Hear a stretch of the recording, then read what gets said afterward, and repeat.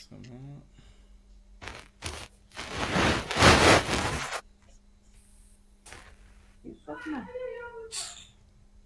yaa ngi sama écran.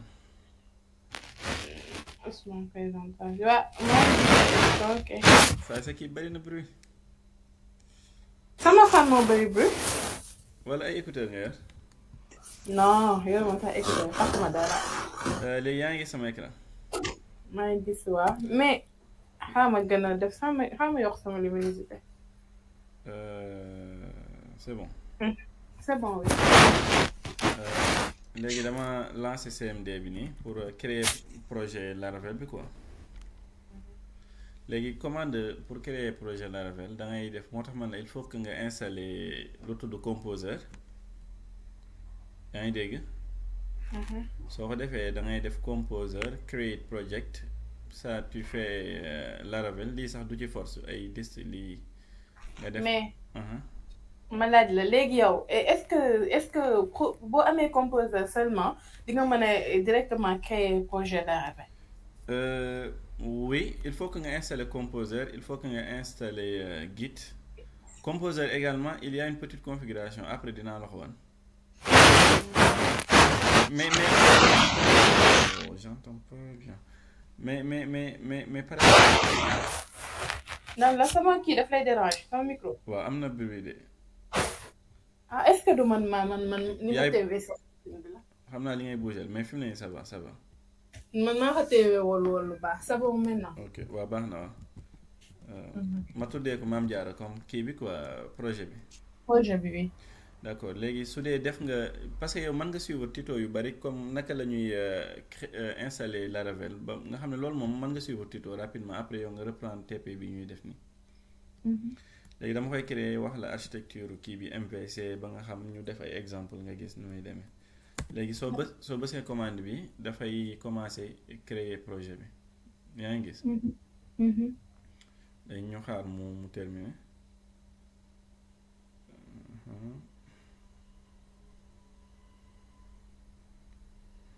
ana Maawa Mbacke.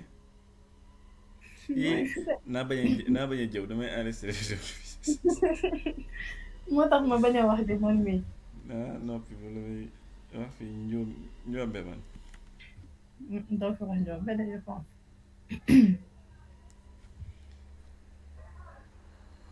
donc kii mën na jël tuuti temps mais ça va venir.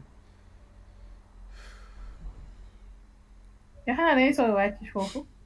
man de saa yi damay wër naan damay xarmat rek. dëgg laa ko daan mais tamit wax na dëgg de. fii moom saa moom du Sénégal moo tax fii moom ceeb dafay jafe. Mbacke bu bëgg xaalis nga rek. ok Mame Diarra léegi kii bi créé wu na donc damay déplacé wu ci fichier bi mooy comme Mame Diarra nii. Après ma def comme pour ubbi Visual Studio tu peux juste mettre code point code si ça marche pas également mën naa ko ubbi directement. mën naa lancer Visual Studio ma xool new Windows ubbi ko fi donc open folder. Je pense que je l'ai créé ici. Test Laravel. Mame Diarra bii la. Ok. donc projet bi moo nekk nii léegi li nga xam mooy Laravel ci boppam. architecture bi muy utiliser mi ngi tudd architecture MVC. MVC nag soo ko déggee moom mooy modèle view controller. controller oui. donc benn architecture la boo xam ne jamono ji ñu toll nii c'est très utilisé pour le développement des applications nga xam ne dafay am ñetti parties yooyu ñu wax muy modèle bi dinaa la wax mooy lan am vue am contrôleur su dee modèle bi moom mooy partie bi nga xam ne moom mooy jokkaloo ak base de données bi moom mooy par exemple su fekkente ni da ngay defar application boo xam ne masalan gestion des employés la maanaam tu auras comme modèle employé nga xam ne di nga am nom employé bi di nga am email employé bi di nga am toutes les informations concernant l'entité bi ngay modéliser entité boobu noonu moom ngay jëfandikoo pour mën a wax ak base données bi parce que sooy insérer des données yu concerne benn employé donc il faut que nga utiliser les attributs de l'employé te loolu il faudra le déclarer au niveau des modèles parce que modèle bi moom mooy interagir ak base données maanaam bépp requête moom moo koy moo xam requête get la pour dem récupérer dala wala mettre à jour yaa ngi may dégg. lay dégg. waaw wala supprimer dara wala loolu lépp modèle bi la ñuy jëfandikoo moom moo koy assurer tu comprends.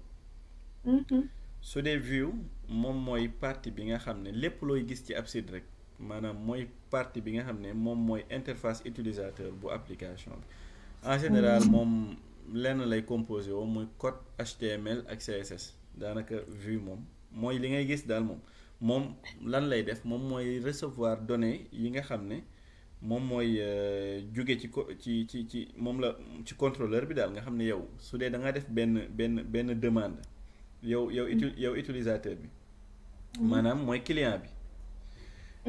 moom daal may gérer côté base de données bi.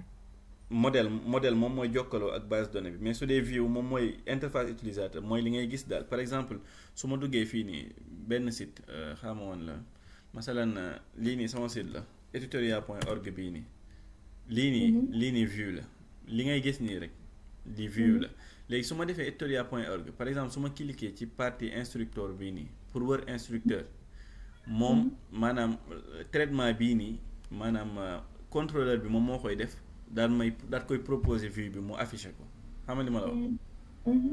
loolu mooy concept modèle vue ak mooy MVC daal modèle vue contrôleur nga xam ne application bi dafay structuré kenn ku ne day am rôle bu muy joué ñu séparé ko par exemple su ma defee benn demande man maay client bi ma demande store xam nga lii nii comment ça passe maanaam su dee projet Laravel dafay am lu tudd benn modèle routeur boobu noonu moom mooy jël demande bi nga xam ne moom laa def par exemple lii ab demande la mooy la fekk ma cliquer nii ça c'est une demande parce que il y a un traitement derrière boo xam ne moom mooy am léegi routeur bi nga xam ne mooy routeur Laravel dinaa ci dikk après moom mooy exécuter benn algorithme boo xam ne dafay dem récupérer day dem wax ak contrôleur bi nga xam ne moom mooy gérer requête bii nii ñu def parce que ça c'est une requête le fait qu'on clique là il va nous afficher des données donc dem na ci base de données bi modèle bi dem na base de données bi ne ko lii laa yittewoo kii neen dafa bëgg a afficher par exemple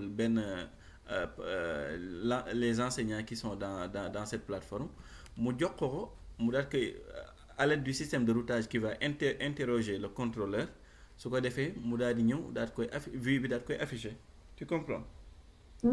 donc contrôleur boobu moom mooy ki nga xam ne moom mooy xool ban vue moo def demande bi mu jox ko lim soxla ak yu ni mel donc modèle bi li ngay jàpp daal moom mooy kii communiquer ak base de données bi selon yow li nga xam ne moom nga laaj vue bi moom mooy li nga xam ne mooy tout simplement afficher demande bi navigateur bi def bi client bi def. contrôleur bi nag moom mooy gérer par exemple tout ce qui est traitement kan moo def demande bi ma jox ko ak kan moo ko deful. léegi nag waaw léegi su ñëwee fii nii ci dossier Laravel bii ñu créé dafa am ay parties léegi parties yi nga xam ne moom moo ci am dañuy bi ci ëpp solo mooy partie bii nga xam mooy partie app daanaka lépp fi lay concentré wu. léegi au niveau du partie app am na benn dossier bu tudd console maanaam moom bépp commande boo xam ne en mode console fii lay nekk donc en général lorsque tu codes avec un projet Laravel tu n'as pas besoin de toucher tous ces fichiers là mais juste pour que tu connaisses comment le projet est structuré quoi. Il y a un dossier exception boo xam ne moom mooy gérer toutes les exceptions toutes les erreurs yu am ci sa code bi cela va être géré dans ce dossier am itam benn dossier HTTP bu am solo la moom tamit moom mooy lépp loo xam ne maanaam concerné na communication lu jëm ci diggante contrôleur yeeg wala sooy da ngaa def ay middleware mooy genre ay garde pour tere ne kii du dem ci page bi wala day dem ci page bi yooyu yëpp après dinañ commencer ay projets yoo xam tu verras plus en pratique tout ce que je parle là am itam tout ce qui est modèle moom laa la doon wax ni moom mooy dossier bi nga xam ne bépp par exemple yaa ngi gis ni il y a un modèle user donc soo ñëwee au niveau d'un modèle tu déclares des attributs donc moom mooy communiquer avec la base de données parce que lorsque tu crées soo defee benn PHP artisan serveur pour migrer les données là il va utiliser ce modèle là pour insérer dans la base de données pour récupérer des données etc. Il y a également un dossier qui s'appelle je pense provider bi donc par exemple je pense moom mooy servir pour initialiser composants yi nga xam ne moom la application bi am donc je pense fii c'est un dossier boo xam ne pour Bootstrap bi fii lay nekk. Il y a un dossier également public moom tamit bu am solo parce que su dee da nga am ay images yoo xam da nga bëgg mu afficher ci plateforme ci application bi wala dara fii nga koy denc. Comme lu ci mel ni nga bëgg dugal ay images wala ay son wala ay vidéos et cetera donc c'est ce dossier public là. Am na itam un dossier config donc moom mooy contenir configuration application bi lu ci mel ne authentification yeeg yu ni mel. yaa ngi dégg am benn dossier database par exemple soo defee benn migration base de données pour insérer ay données yoo xam da nga ko créer par exemple benn modèle au niveau de migration nga koy gis anam sax moom. noonu. anam je vois pas. ici. database oui. oui au niveau de migration bépp migration boo def rek fii nga koy gis loolu tamit dinañ ko gën a comprendre. Storage moom mooy liy denc maanaam les données temporaires par exemple su fekkente ni. da nga bëgg denc ci sa application bi ay images pour waaw par exemple daal comme ay fichiers cachés yi wala ay clés de session yooyu tamit dañ koy denc au niveau de storage wala ay images sax am itam vendor donc moom mooy dépendance projet bi yëpp je pense que c'est géré au niveau du vendor mais yii nii en général yow lorsque tu travailles yi nga ëpp looy manipuler daal moom mooy modèle MVC bi à savoir maanaam les contrôleurs di nga créer ay contrôleurs parce que moom mooy permettre ngay créer sa page moom kon non ci M bi lay tàmbale ci modèle bi mooy on va créer des modèles d'accord. Il y a la partie view xawma ba xam fu mu nekk donc je pense que la partie view c'est au niveau des ressources je pense. Oui moom moo nekk ni lépp luy affichage par exemple lorsqu'on crée un projet Laravel wala n'importe quel projet ce qui est la première chose qu'on doit faire c'est de compiler pour voir est-ce que amul benn erreur lors de l'exécution donc si je fais ici pour tout simplement lancer un serveur PHP Laravel tu vas faire PHP artisan server. Oui.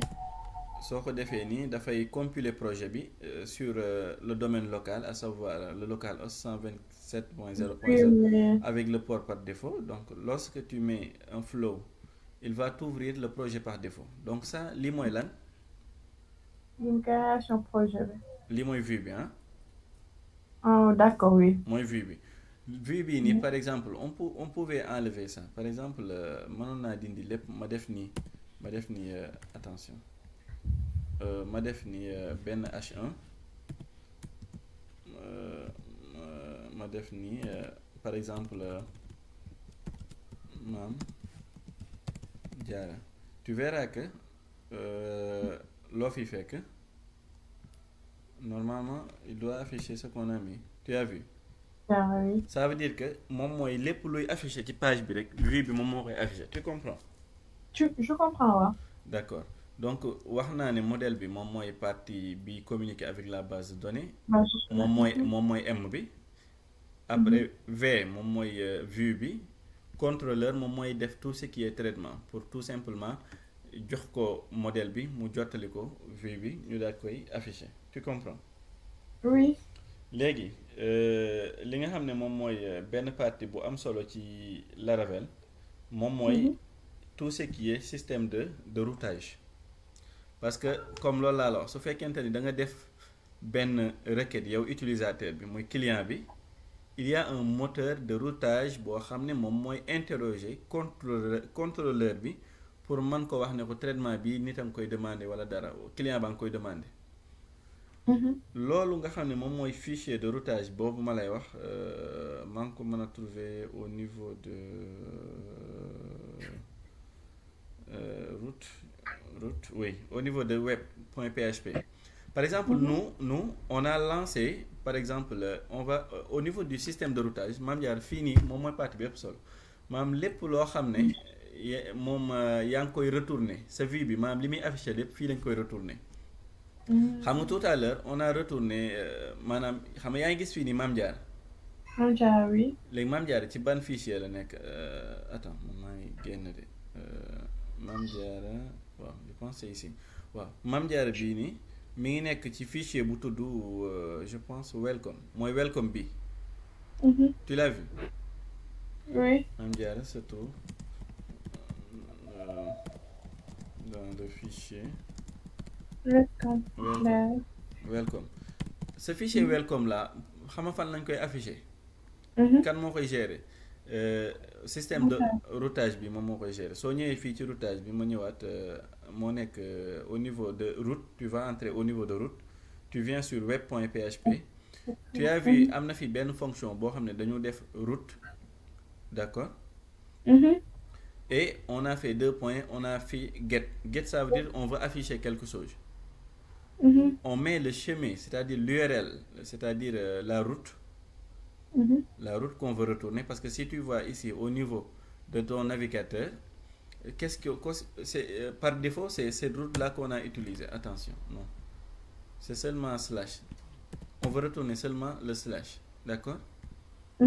C'est ce slash là qu'on nous a retourné donc si tu fais slash il va nous retourner le welcome là qu'on avait écrit ce texte là tu vois. C'est pourquoi au niveau du routage on a fait un route 2.get slash ça veut dire qu'on veut retourner la page par défaut. Dans l'URL, on va juste mettre un slash pour retourner cette vue-là.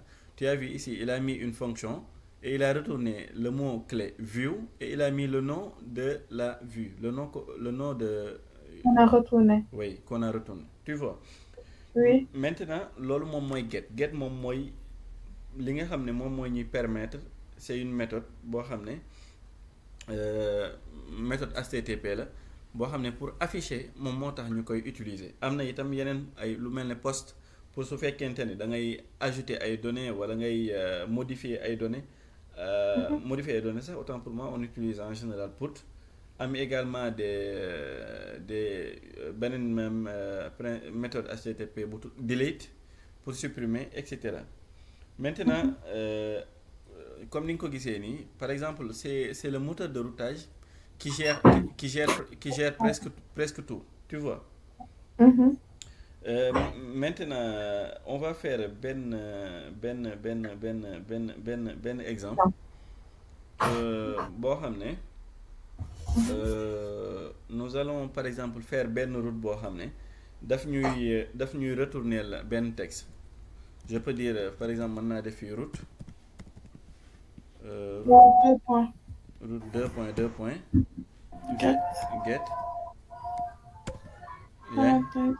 Get, je peux l'appeler par exemple, je donne l'URL, d'accord.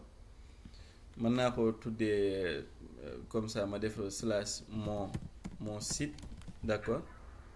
Et je retourne une vue, boo xam ne mon site lay doon. Yaa ngi dégg. J'ai fait route 2.get.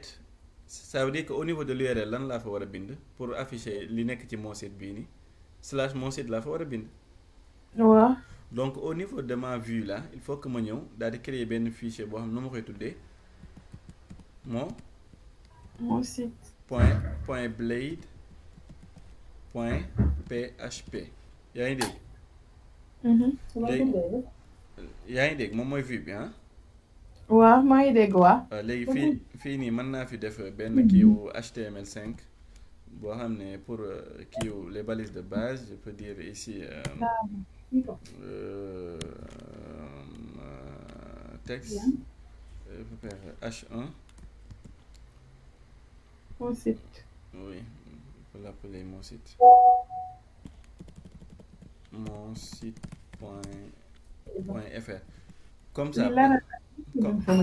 Par exemple, tu as vu. Oui. Donc au niveau de notre URL lan lañ fi passer pour mën a afficher page boobu noonu lan lay def fii. Mon site slash. Tu as vu. Mhm. Ce que tu comprends par là ça veut dire que c'est au niveau du moteur de routage moom mooy gérer daanaka tout ce qui est traitement parce que yow da ngay dem moom mooy retourner les vues. Mhm. Parce que ba léegi fi mu ne nii laalaguma tout ce qui est ay contrôleur ay nangam maanaam li nga xam ne moom nga war a gën a comprendre daal mooy système de routage bi ici c'est un code trop simple par exemple c'est juste une j'ai déclaré route parce que ça c'est PHP qui utilise ça tu peux lire ses commentaires après si tu veux et là on définit tout simplement l'URL que l'on va retourner et tu mets la méthode. D'accord? Et on retourne tout simplement la vue. Et au niveau de la vue, on peut afficher tout ce qu'on veut. Mais ce que tu vois là, au niveau, par exemple, du routage, je mets des fonctions. Mais fonction yi ni ngay gis ni fii du place am place am xam nga fan la war a nekk. Place am mi ngi war a nekk au niveau du contrôleur. Contrôleur. Loolu mooy waral projet bi mën a séparer wu kenn ku ne def rôlam parce que fi mu ne nii ñun ñi ngi ñëw ci biir. route yi maanaam ci biir système de routage yi di fa def ay fonction te loolu du yoon loolu nag egguñ ci mais suñ ci eggee par exemple suñ demee ba séparer contrôleur séparer view séparer route loolu moom moo ñu indil MVC nga xam ne kenn ku ne sa partie day xaajaloo route bi moom route rek lay gérer ci biir route bi ci la ñu wooyee contrôleur bi ñu def fa traitement yaa ngi dégg. Ok. léegi fi mu ne nii mën naa la woon beneen exemple par exemple su ma jëloon fii. Au lieu may retourner mon site fii nii mën naa fi retourner directement au lieu may retourner benn view fii donc mën naa fi retourner ab texte yaa ngi dégg. Oui. mën naa fi retourner un texte bienvenue sur mon site par exemple dans ce cas il va pas m'afficher la vue parce que j'ai retourné directement ce texte là donc si su ma defee slash mon site lan laa war a gis normalement. Bienvenue sur mon site. Tu comprends un peu le routage. Nii la war a defee gis nga. Parce que là tout à l'heure dama retourné woon ab vue mais là au niveau du routage j'ai directement retourné un texte. Un texte. Oui. Et par exemple ici su ma fi yokkee nii par exemple mën naa fi yokk waaw. mën naa fi yokk par exemple mën naa fi yokk yaa ngi dégg dans ce cas pour ma gis texte bi lan laa war a bind ci kii bi. Mon site un slash xam je sais pas. slash un. tu vois. Parce que su ma defee mon site donc il va m'afficher une erreur parce que au niveau de la route dama ko wax ne ko. Page bi pour nga afficher ma ko il faut que ma bind au niveau de l'URL mon site slash 1. Mon site slash 1. Par exemple xaaral ma wanaat la léegi lii nii dama koy subhanallah léegi lii dama koy copier 3 fois nga gis par exemple su ma ñëwee fii ma def fii 2 fii ma changer ko def ko mon site slash 2 fii mon site slash 3 fii bienvenue sur mon site 2. Bienvenue sur mon site 3. Maintenant, au niveau de la vue, ici, su ma defee slash 1, texte bu njëkk bi la fa may indil. Su ma defee slash 2, mu indil ma bi. Su ma defee nii. Slash 3. Mu indil ma nii. Tu vois comment il gère le routage? Oui. Donc, c'est au niveau du moteur de routage que moom mooy gérer yaa ngi dégg maanaam lépp luy affichage maanaam requête boo def daal moom moo koy jël daal di xool kan moo ko war a traiter mu jox ko loolu tamit parce que système de routage moom c'est très important léegi mën naa wane itam par exemple benn cas par exemple mën naa def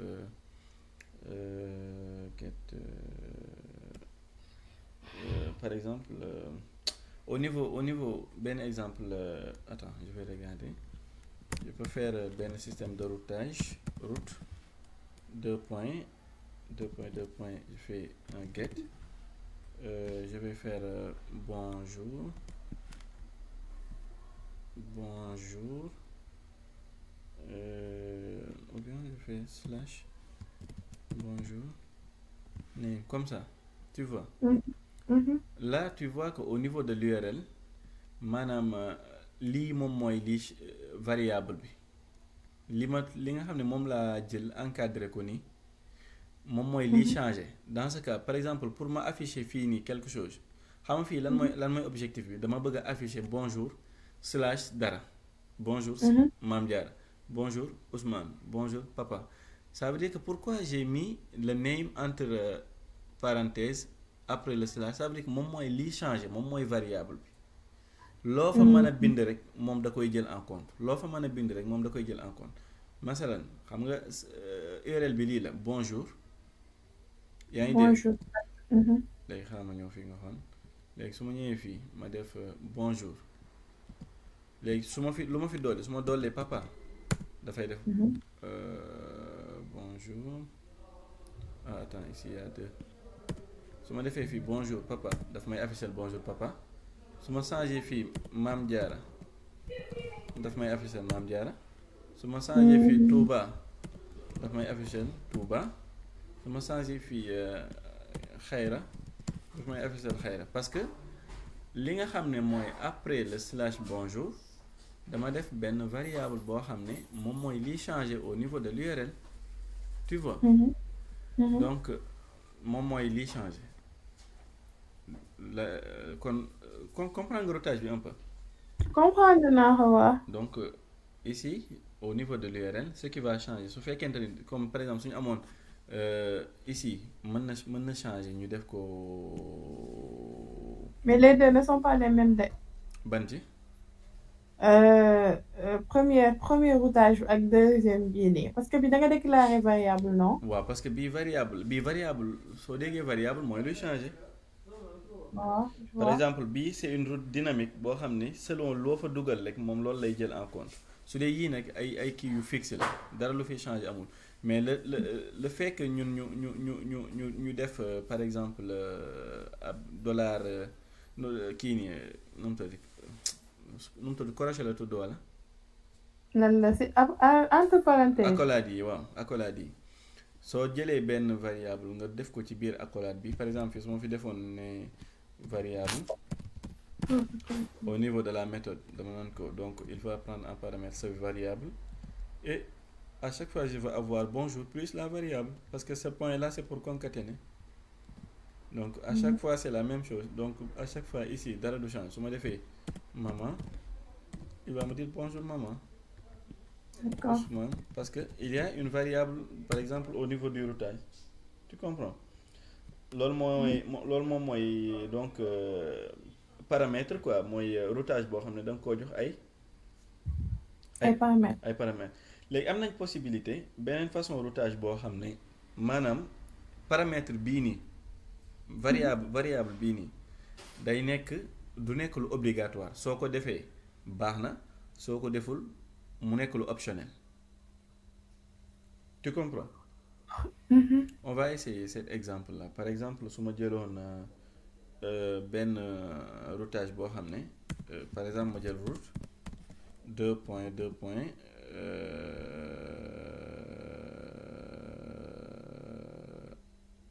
tu as vu par exemple lui il m'a proposé par exemple su dee exemple bi tu vois que il y a bonjour il y a la variable 1 il y a la variable 2 donc ici il va dire bonjour par exemple Mame Diarra Bousso c'est ce qu'il va me faire parce que il y a deux variables qui vont changer au niveau du routage c'est pourquoi au niveau de la fonction day jël ñaari variable donc ici je peux écrire donc su ma ñëwee fii nii au niveau du routage je vais avoir bonjour Ousmane ma def slash def Mbacké lu may afficher bonjour Ousmane Mbacké parce que il y a deux variables qui vont changer su ma defee bonjour Mame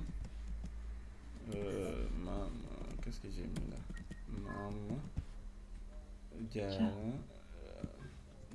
slash Bousso pour gis nga loolu la may bindal par exemple su ma yemoon ci benn bi donc il va m'afficher une erreur parce que on a besoin de deux variables Ça c'est le premier moo tax parce que le premier bi commenté wu ma ko mais su ma ko commenté nii tu verras que ça va pas marcher. Attends, je fais comme ça un petit commentaire. Là tu verras que avec notre système de routage ça va pas marcher parce que on a besoin de deux variables. D'accord. On va faire beneen boo xam ne on aura par exemple la variable qui va changer il va être optionnel maanaam du nekk loo xam ne forcé parce que fii nii da ngay gis ne suñ dugalut ñaari variable erreur la ñuy defal parce que fii nii su ma defee benn variable mi nii rek erreur la mais su ma ci dollee Bousso tu verras que il va marcher. Mais il prend pas une seule variable parce qu'on n'a pas configuré notre système de routage à prendre une seule variable parce qu'on a fait un route get, on a fixé ce préfixe là, cette URL ça c'est fixe, mais on a besoin de deux choses qui vont changer. D'accord? Maintenant mën nañ jël beneen exemple boo xam ne on aura la variable qui sera optionnelle. Par exemple je vais faire un route route 2.2. Je fais un get slash comme ça, tu vois. Là je vais mettre slash hello et là je vais faire tout simplement slash, je mets la variable. Mais cette variable là dama koy def qu'il soit optionnel et là il faut faire un point d'interrogation, tu vois. D'accord. Et ici au niveau de la fonction je vais dire que si on n'a pas renseigné cette variable il prend par défaut par exemple Bousso. Je peux faire Bousso wala tu mets égal. Hein? Allez, vas-y. Ok. Attends, je vais faire ici Bousso. Par exemple, ça, qu'est-ce que ça veut dire? Ce système de routage, ça veut dire que cette partie de l'URL là, cette partie hello là, moom c'est fixe. Mais la partie qui va suivre, mën na ñëw, mën na bañ a ñëw. Su ñëwee li nga def lay jël, mais su ñëwul nag Bousso lay jël par défaut. Comment on va tester? Su ñëwee fii au niveau de l'URL, on va effacer ça, ñu def hello. Suñ defee hello doo nga yem ci par défaut lu muy jël. Mame Diarra. Non Bousso bi. Mame Diarra yi koy xalaat xanaa. de loolu rek tout moo fi sax moo perturbé. Gis nga. Parce que on a dit que ici au niveau du routage ñun ñoo ne ko on veut construire cette route là dont l'URL hello est fixe et on a une variable qui va changer mais qui est optionnel. Et si on ne le renseigne pas, donne-nous. Dessous. C'est tout. Maintenant, si parce que là, j'ai juste mis hello. C'est pourquoi il prend le Bousso par défaut. Mais là, si je mets par exemple hello Ousmane, il va prendre le Ousmane. D'accord. Parce que j'ai mis une variable qui est optionnelle. Et au niveau de la fonction, j'ai dit que cette variable, si je ne l'ai pas renseignée, il va prendre une valeur par défaut que j'ai fixée. Par exemple, si je me limite juste à mettre hello, il saura directement, le routage, le moteur de routage va savoir directement que Bousso moom lañ ci war a compléter. Mais sinon, je dois le compléter comme ça. Tu vois?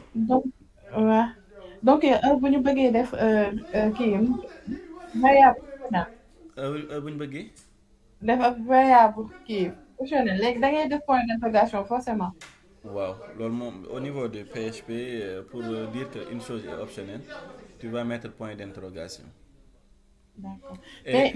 Et là je t'ai montré que ça on retourne directement des choses au niveau du système de routage. Mais là, on retourne une vue. Je t'ai montré comment retourner une vue.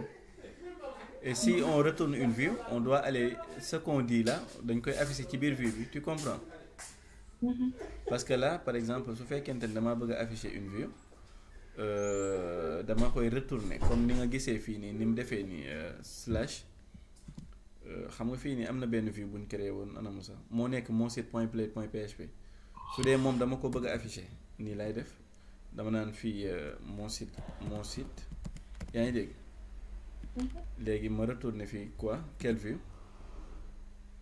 mon site maintenant au niveau de l'URL su ma defee slash mon site il va m'afficher ce qui est au niveau de mon site par exemple su ma defee fii slash mon site, il va m'afficher mon site.fr parce que là j'invoque directement la vue depuis le routage.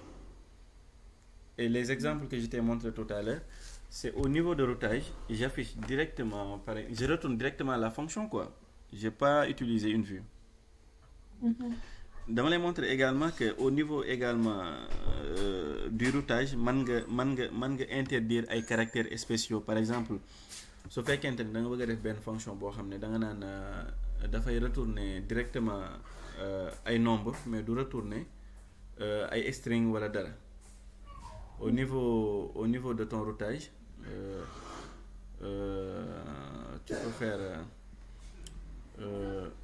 tu peux faire par exemple route deux points get, tu vas faire slash et là je peux faire par exemple slash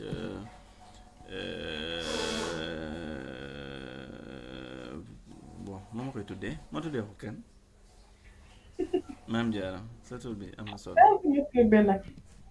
Maam Jaara yow laa koy tuddee ma def slash yaa ngi dégg mën naa def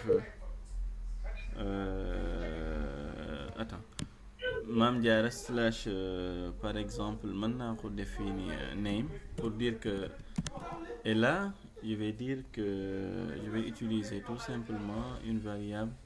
Je ne vais pas fixer, je veux juste pas donner une valeur par défaut. Et là, je vais retourner par exemple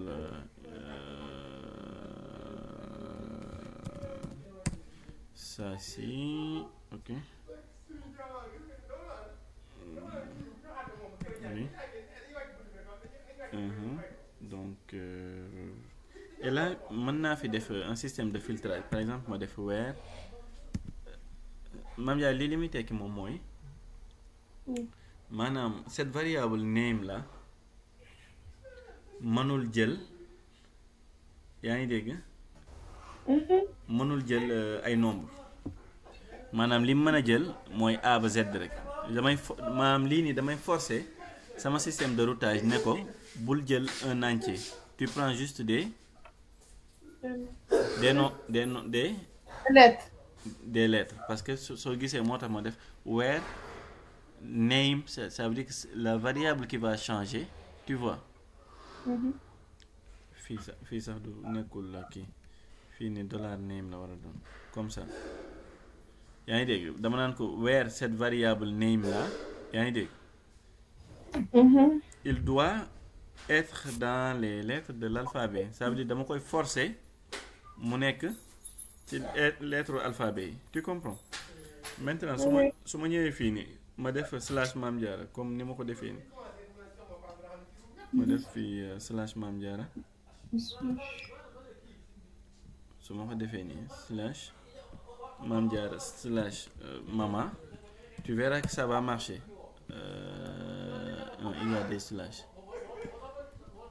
ma supprimer benn bi tu vois que ça a marché ici bi la ma bindal mais su ma defee nombre est-ce que dafa war a dox non du dox parce que dama def 1 danga ko fixer ci lettres yi rek dama def c'est ce qu'on appelle un filtrage ça veut dire que au niveau de ton système de routage mën nga fa def un système de validation de type daal ni lii laa fi bëgg mu feeñ fii tu comprends par exemple de la même manière que moom nga defee ni dollar par exemple ça mën naa ko changer ne ab entier la fii ma def fi entier retourne-moi seulement ma def seulement des entiers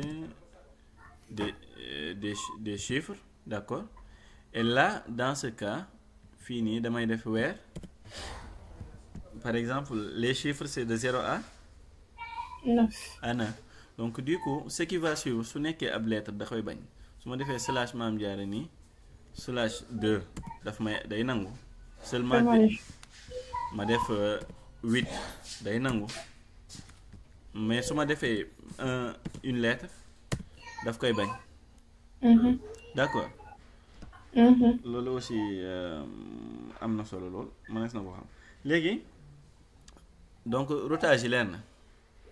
leer na waa. léegi au niveau de Laravel su fekkente ni da ngaa bëgg a def la configuration de la base de données am na benn fichier bu tudd env yéen Laravel commencé ngeen ko depuis kañ. 2 semaines parce que man li ma gis ni man maa ngi doon noté instant bi li ngay wax am na MVC noté woon naa ko. ORM mapping comme ORM noté naa ko. migration yi pour gérer les migrations fait PHP artisan genre yooyu. noté woon naa ko ba fan sax ba pour gérer la pour créer un contrôleur. pour gérer les modèles aussi. exactement. yooyu yëpp noté woon naa foofu laa yam. ok d'accord. après nag mu jox ñu foofu. mais lii moom c'est clair. oui c'est clair. ok léegi maintenant ñu dem ci ce qui est la configuration de la base de données au niveau de ton projet Laravel. Laravel solution la bu am solo boo xam ne yombal na trop gestion base de données parce que ci benn fichier donc ngay dem comme yow ni nga daan bu njëkk soo daan créer une base de données tu vas créer la base de données tu crées les tables tu fais ceci tu fais ça il y a des problèmes de typage nangam loolu lépp Laravel lu ci bari réglé na ko donc moom il a mis en place benn fichier bu tudd env. oui. au niveau de ce fichier fi ngay defee toutes les configurations de ton projet maanaam bala ngay def migration boobu noonu ngay wax nga xam ne par exemple créer nga sa modèle ba def sa modèle nga créer le nom de ta base de données au niveau de MySQL wala dbeaver wala loo utiliser comme système de gestion de base de données. Tu vas venir ici d'abord da ngay ñëw au niveau du fichier env tu spécifies d'accord le nom de la base de données. Le nom de la base de données bi ngay am fii nii moo war a nekk exactement le nom qui se trouve au niveau moo war a nekk exactement le nom qui se trouve on a sama serveur exemple bi taal naa ko est-ce que taal na ko de exemple taaluma ko ok donc ici par exemple su ma bëggee def li nga xam ne moom mooy la configuration de la base de données damay ñëw selon base de données bi may utiliser MySQL SQLite bu ma mën a jëfandikoo daal damay créer tour bi nga xam ne moom laa bëgg utiliser moom fi mu ne nii pour configuration base de données amul lenn loo fi lenn rek ngay def muy tour bi rek lañ soxla au niveau du projet Laravel fii nii par exemple xam bu njëkk yow da nga daan obligé di créer table yi di def lii di def la mais fi mu ne nii avec Laravel dafa facilité ba yow da ngay ñëw daal ni damay créer base de données nga tuddee ko Maam Jaara par exemple Maam Jaara nga def create léegi Laravel moom lenn rek la soxla ci sa base de données bi soxlawul nga créer ko table moom mooy créer loolu lépp moom mooy gérer migration yi moom mooy gérer maanaam les relations tu vois. ma xool sama kii bi partage ba xam ci léegi mu arrêté soo moytu waaw nañ ko ne rek léegi moom mooy gérer tout ce qui est relation etc. donc ce que tu vas spécifier au niveau de ton projet Laravel c'est juste le nom de ton application par exemple soo demee bay reprendre TP bi tu peux essayer cela comme def ngeen ko tu vas venir au niveau de phpMyAdmin tu crées le nom de ta base de données nga jël le nom exactement comme elle est comme ça c'est Maam Jaara tu viens ici au niveau du fichier env tu spécifies exactement le même nom tu fais Maam Jaara maintenant su fekkente ni yow sa phpMyAdmin soo ci accéder da lay laaj mot de passe tu mets le mot de passe sinon si te demande pas tu peux laisser comme ça par défaut c'est comme ça oui. Et en général ça demande un username root d'accord. Et en général ça si tu fais PHP artisan migrate les modèles que tu as créés là il va aller directement mettre leen au niveau de la base de données. Donc la configuration qu'il faut faire c'est juste maanaam c'est juste maanaam da ngay ñëw daal joxe tur base de données bi au niveau du fichier env si ta base de données demande un mot de passe tu le renseignes ici au niveau du env Au niveau du username également, je pense MySQL, bon, en général, on utilise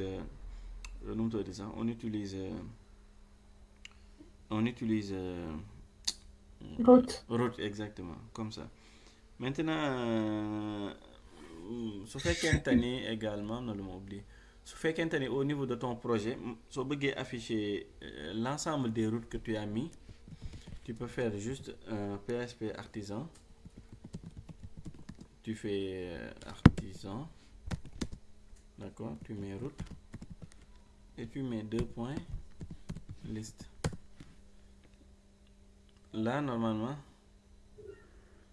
il doit afficher l'ensemble des routes de l'application. Tu as vu?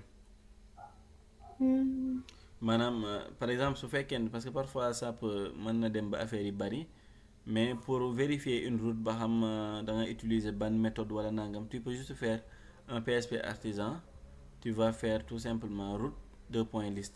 Tu as vu que on a créé benn route boo xam ni il est de type get. Et c'était quoi? Hello variable. On a créé cette route également qui s'appelle Mamdiara, mon site, etc. Toutes les routes que tu as créées, il va les répertorier. Donc, je pense c'est ce qui est. Parce que maintenant, j'ai pas préparé ce qui est. D'abord, on a qui pour qu'on fasse un peu les idées. Mais ce qui est plus important daal mooy nga essayer mettre en place un environnement pour mën a créer un projet Laravel. soo ko créer nga compiler ko avec PHP artisan server ba gis serveur bi, tu essaies ces problèmes, tu comprends le concept de MVC. Il y a le modèle, il y a le view, il y a le contrôleur. wax naa la modèle bi c'est tout ce qui est maanaam moom mooy interagir avec la base de données comme ni ma la ko waxee. wax vue bi wax naa la ne la lépp lu jëm ci wàllu affichage moom moo koy def. wax naa la contrôleur bi moom mooy lépp luy def wàllu traitement moom moo koy gérer. wax naa la ne soo defee benn demande au niveau de ton navigateur, par exemple là ce qu'on fait là. Lii mooy demande au niveau de ton navigateur, ça parce que ça ce sont des clients. Ana Moussa fii lañ doon affiché su ma defee fii localhost par exemple nii 1 wala dara. Comme ça tu vois que lii client bi moom moo ko def, moom mooy navigateur bi.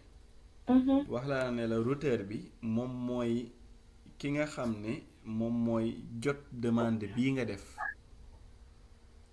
yaa ngi dégg su ko jotee moom dafay exécuter benn algorithme, ça veut dire le traitement que tu as fait pour récupérer maanaam ban contrôleur mooy gérer lii, parce que nag ba léegi créé guñ contrôleur mais après dinañ ci ñëw. maanaam ban contrôleur moom moo koy gérer, parce que direct wax naa la ne la fonction yooyu noonu ñuy def au niveau du routage c'est pas ce qui est idéal. Ce qui est idéal mooy dañu war a partager contrôleur moom muy gérer les fonctions. route moom na yem ci route kese.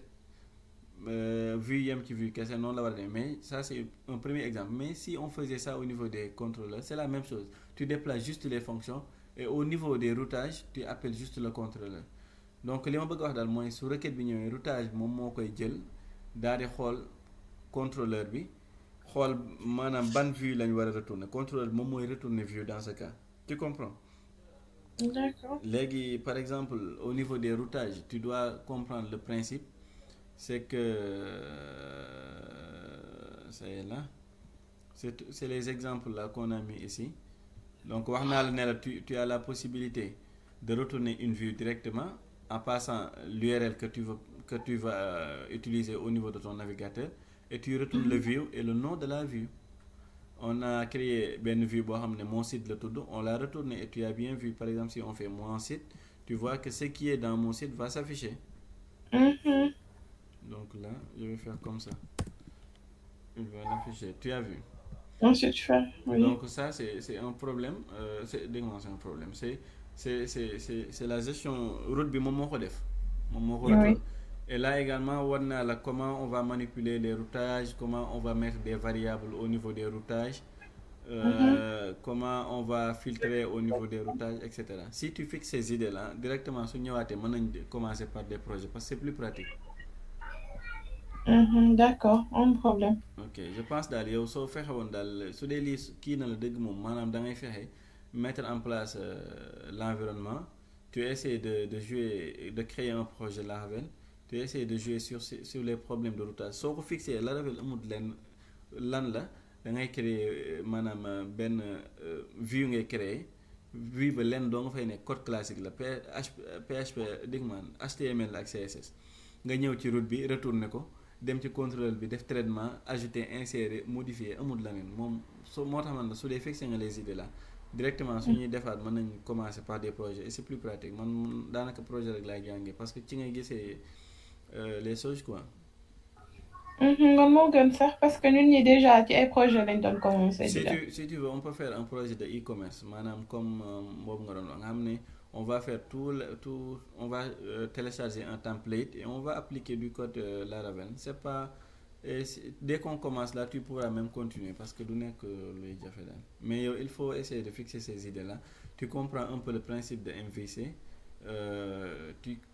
Si tu comprends le problème de routage c'est tout parce que comprendre naa ko aussi dinaa ko xoolaat defaat ko su ma créer environnement bi ba pare. exactement ok donc suñ kiiwaatee léegi dëgg ma mën nañu defaat cours. kañ nga bëgg man de mercredi awma cours donc mercredi si mën nañ ji ma xool. mercredi boobu sax laa am Laravel sax. ci ngoon gi nga xam. waaw man 18h 21h laay jàng léegi si le matin bu fekkee ne defoo daal ñu def ko. oui vers 14h 15h on verra.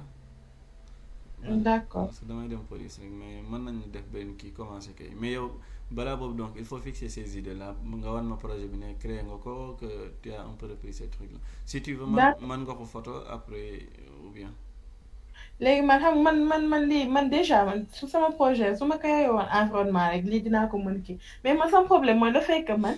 mënuma fexe ba Laravel bi mën a kii sama man comme boo defee CMD genre yooyu noonu. mais loolu tu vas aller directement attends je te montre soo demee fii nii Google nii nga bind attends YouTube xam nga si YouTube nga def ni YouTube nga def.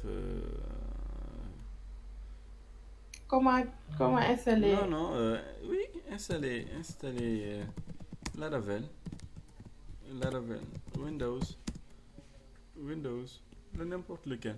Tu verras des tutos, ils vont faire ça étape par étape. Ils vont juste mettre les commandes là et ça va marcher. Forcément,